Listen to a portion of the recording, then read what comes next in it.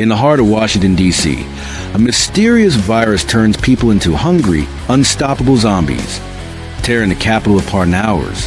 Hidden beneath the streets, a government scientist is ordered to create a cure, while the city above falls into chaos. As strange clues appear in his own blood tests and the undead begin to gather around his secret lab, he realizes the outbreak is not what it seems. Surrounded by lies, trapped by monsters, and haunted by his past work, he must decide who to save, what to sacrifice, and how far he is willing to go to stop the nightmare he might have helped create. Chapter 1: The Night Washington, D.C. Died. I remember the last normal hour in Washington, D.C. It was 7:12 p.m. when the first alert flashed red across the lab screens. At first, it looked like another simulation drill. We had seen so many what-if models of pandemics that they all blurred together. But then the live news feeds came and on one monitor. Traffic on Constitution Avenue stopped dead. A man staggered between cars, clutching his head before collapsing. People ran to help him. He stood back up and tore into first throat he saw. The second monitor showed the White House lawn. Secret Service agents surrounded someone on the ground, shouting, guns drawn, backing away too late. The cameras cut to static as a scream bled into the feed. That I froze at my name is Daniel Cross. I am a virologist, or at least that is what I was when the world still made sense. I had spent years modeling theoretical pathogens for the government, trying to understand how to stop the next big outbreak. Now the next big outbreak was outside our doorstep. Sirens wailed outside the Department of Health and Human Services building. Our floor lights dimmed and then turned blood red. A cold mechanical voice filled the lab. Citywide quarantine in effect. All essential scientific personnel report to secure levels immediately. Dr. Daniel Cross. Proceed to sublevel 7. That was me. Sublevel 7. The level only a few of us even knew existed. That I stared at the screen again. A woman on the National Mall ran, screaming, from a group of people who chased her in jerky, broken movements, their eyes empty, mouths open like they were learning to use them for the first time. "Daniel, move!" My supervisor shouted. He pressed a key card into my hand, fingers shaking.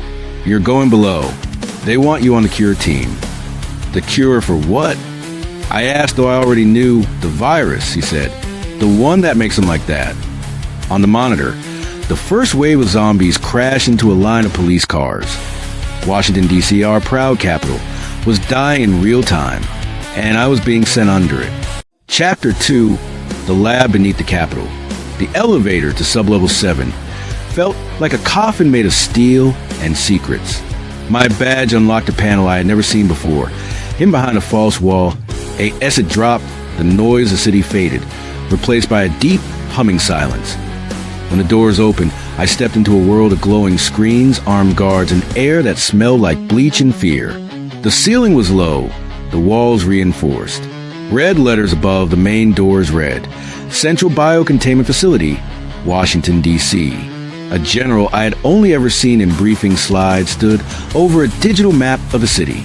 Red zones splashed across it like fresh wounds. The downtown area was almost entirely covered. "Dr. Cross," he said, "you designed our simulations. Now, we need you to beat the real thing. How fast is it spreading?" I asked. "Faster than anything we have seen," he said. "Bite to full transformation in under 10 minutes. Sometimes less. No known survivors after advanced infection. We have confirmed visual of cannibalistic aggression. Full loss of higher function. Zombies." He did not use a word, but we all knew it. A woman in a white coat handed me a tablet. Her eyes hollow from lack of sleep. "We have live samples. Early reports say it is a blood-borne virus with airborne potential in closed spaces. It is not natural, Dr. Cross." I scrolled through the data. My stomach twisted. The mutation rate was too fast. The structure was too precise and yet chaotic in a way that felt directed. "Who created this?" I whispered, and O1 answered. They led me through a sealed door to the core lab. Thick glass cells lined the wall. In 3 of them, something moved. What was left of people? They slammed against the glass, eyes milky, jaws snapping, fingers torn bloody from clawing. Their skin was gray, veins bulging thick and black, like something was crawling under the surface. "This is subject A01, an assistant said. "First confirmed case from inside the city. He used to be a bus driver. Now he threw himself against the glass again and again for a single taste of living flesh. The president ordered us to find a cure," the general said behind me. "Fast, before D.C. is nothing but them." I felt every eye in that room on me. I opened a fresh file on my tablet and named it ZV1, Initial Cure Protocol. Then, with shaking hands, I asked for my own blood to be drawn now that the virus was in the city. It was only a matter of time before it found its way down here. Chapter 3. Strange Blood. Hours blurred into each other as we worked. The virus was like nothing I had ever seen. Under the microscope, it twisted through blood cells like black thorns, slicing, bonding, rewriting. It killed some cells, turned others into factories that pumped out more of itself. It even seemed to whisper between infected cells, guiding their changes. We watched a live feed of a blood sample that transformed from bright red to thick, dark sludge in minutes. "This should not be possible," one of the junior scientists muttered. "We tested everything we had. Antivirals, vaccines, experimental compounds. The virus ate through them like they were nothing. Then my blood results came back." "Daniel, you need to see this," the woman from before said quietly. That on the screen, two samples sat side by side. One was from an infected security guard. His cells were clogged with black threads of the virus. The second was mine. The virus was there, but it was trapped, coiled around something bright and blue inside my cells, unable to spread. "It is like your blood is resisting it," she said, slowing it, binding it. "Is it a natural immunity?" I asked. She shook her head. "No, this pattern is engineered." The word hung heavy in the sterile air. "Engineered by who?" I asked, already dreading the answer. She pulled up a file. At the top, in bold letters, was a project name I recognized from classified briefings. Something I had touched only at the edges. Project Lucid. "This was one of ours," she said. "A gene therapy program. You worked on the viral vector years ago. Daniel, they built the delivery system from your models." My mouth went dry. We had tried to design a virus that could repair broken genes. Something to cure inherited diseases. We had never gotten it stable, never made it safe. The program had gone dark, but it had not died. Now the same structure I helped design was out there, turning citizens into monsters. And for some reason, my blood carried the only thing we'd seen that could hold it back. Suddenly, I heard a heavy thud from the glass cells. Subject A01 had stopped slamming the glass. He was staring straight at me. His dead eyes followed me as I moved. His cracked lips curled back from his teeth, like he recognized me. Chapter 4, The First Test. We did not have the luxury of slow planning. The city above was falling by midnight. We had lost contact with most of downtown D.C. The last radio call from the surface came from a panicked officer near the Capitol steps, his voice drowned out by growls and gunfire. "Containment is broken," the general said quietly. "They are in the streets, in the buildings. We are sealing this facility. No one leaves until we have a solution. Or until we were overrun." We worked through the night, using my blood as a template. The idea was simple and insane. Take the defensive factor from my cells and build a serum that could block the virus and others.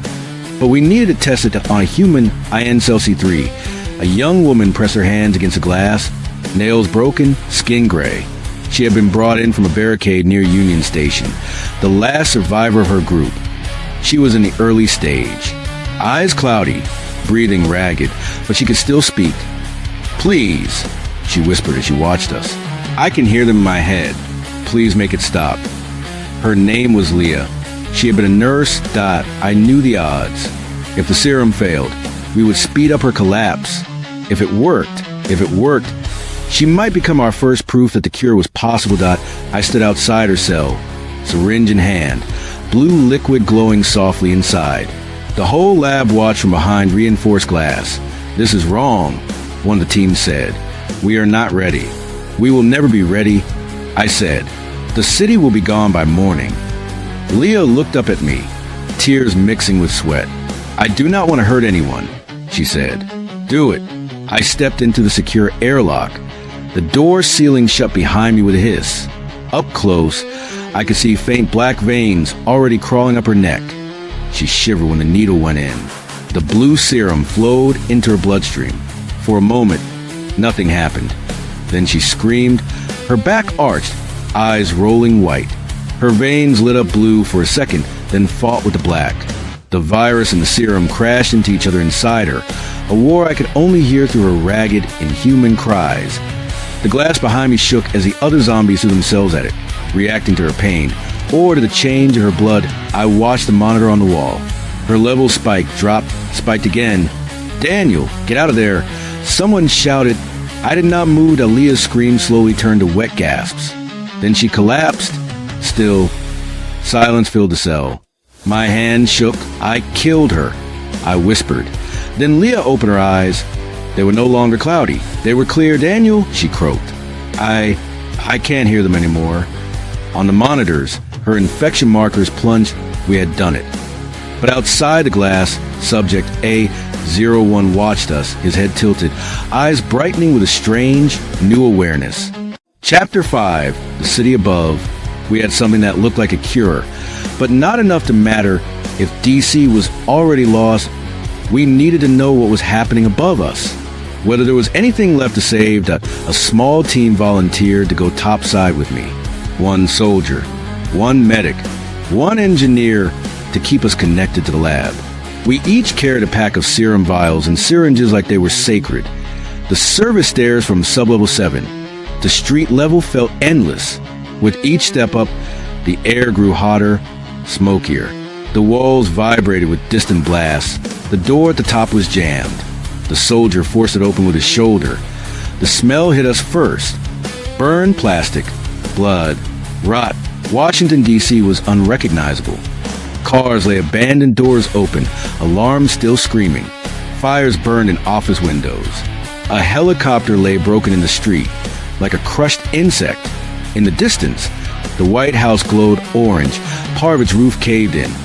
And they were everywhere. Zombies wandered between the ruins, some alone, some in packs.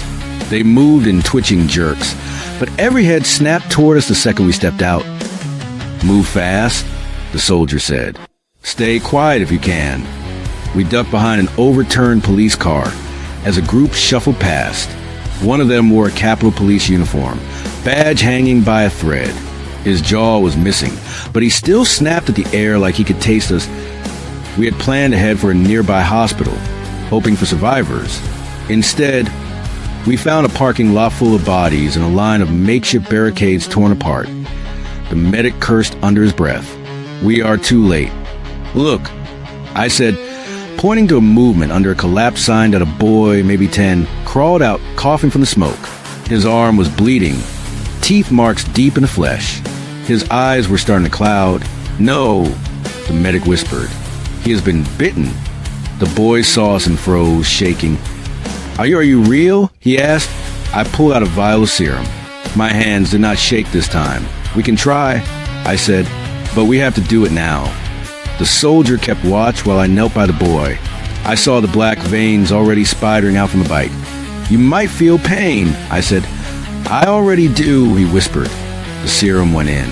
For a second, nothing. Then he screamed, almost as loud as Leah had. His back arched. Fingers clawing the ground as a zombie turned toward us. Then another. The soldier fired, bullets exploding heads. But more kept coming, drawn by the noise. Finish it, Daniel, he shouted. The boy's body shook, then went limp. His breathing slowed. His eyes cleared.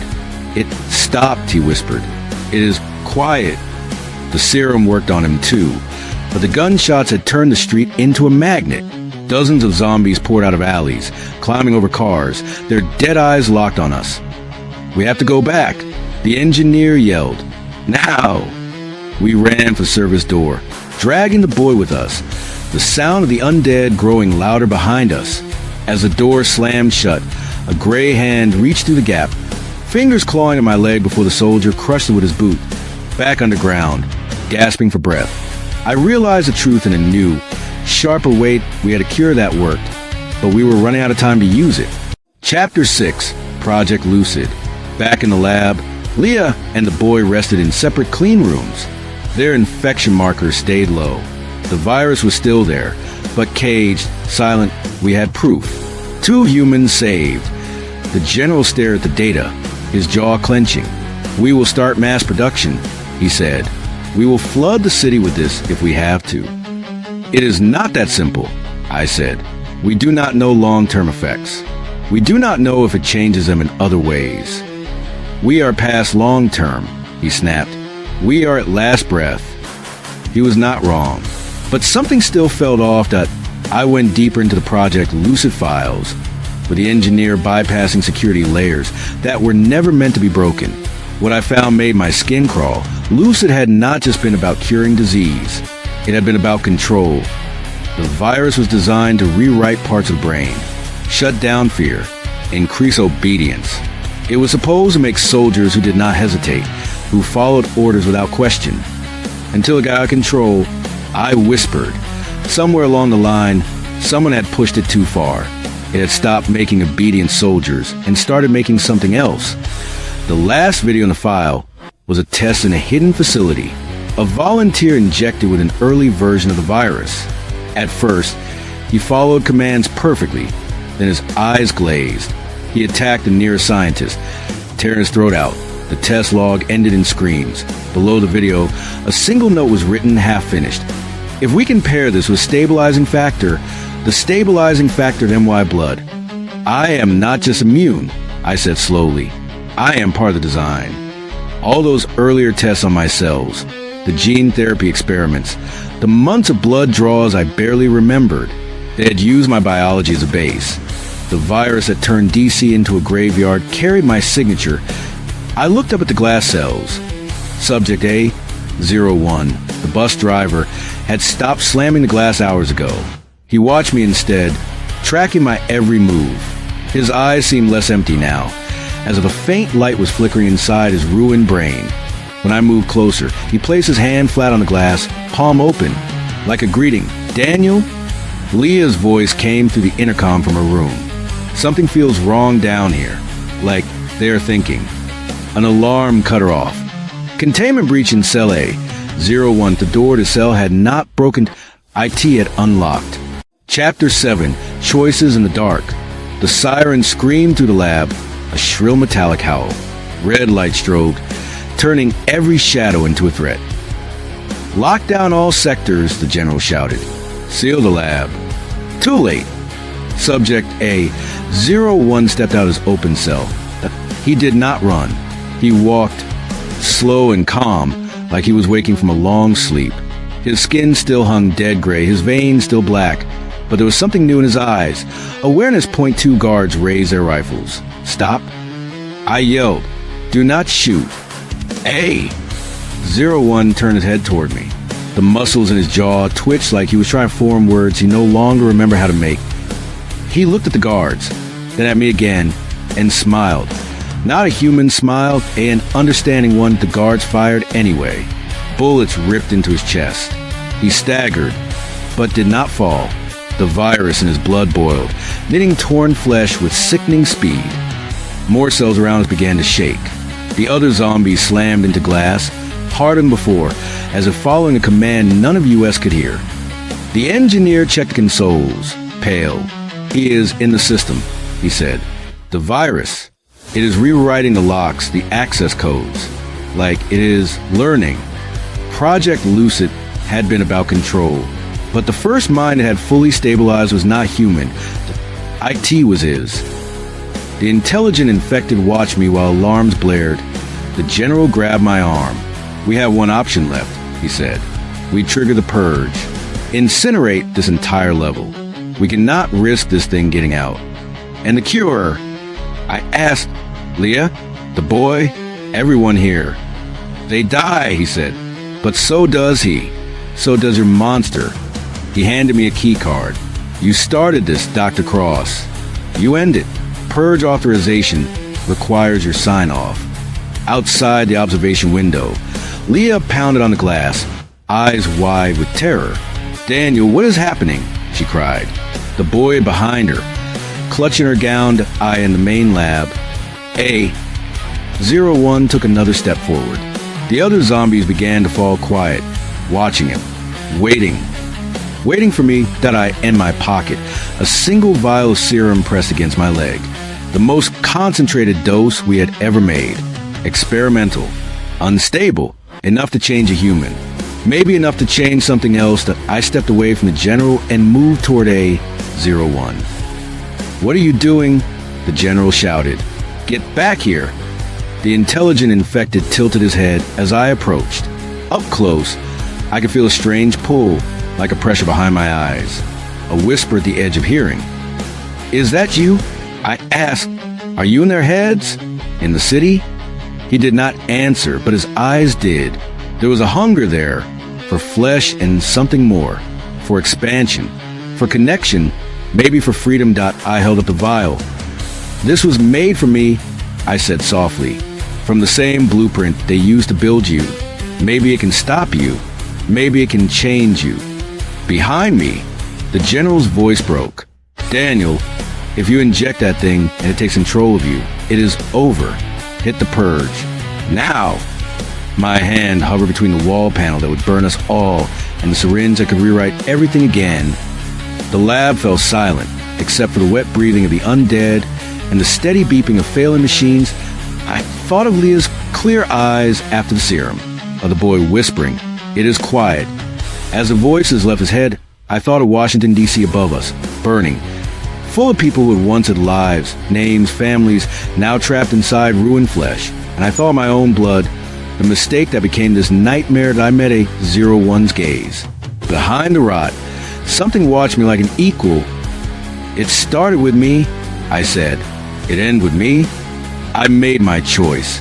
And as the needle pierced skin and alarms screamed and the lights flickered, our world, above and below, held its breath, waiting to see if a cure would rise in the dark, or something far worse. If you want to know how stories like this continue, and to discover even darker tales in the shadows of the world, remember to subscribe to the channel, activate all notifications, give a like to this video, leave a comment with your theories and favorite moments, and share this story with your friends so they can experience the horror with you.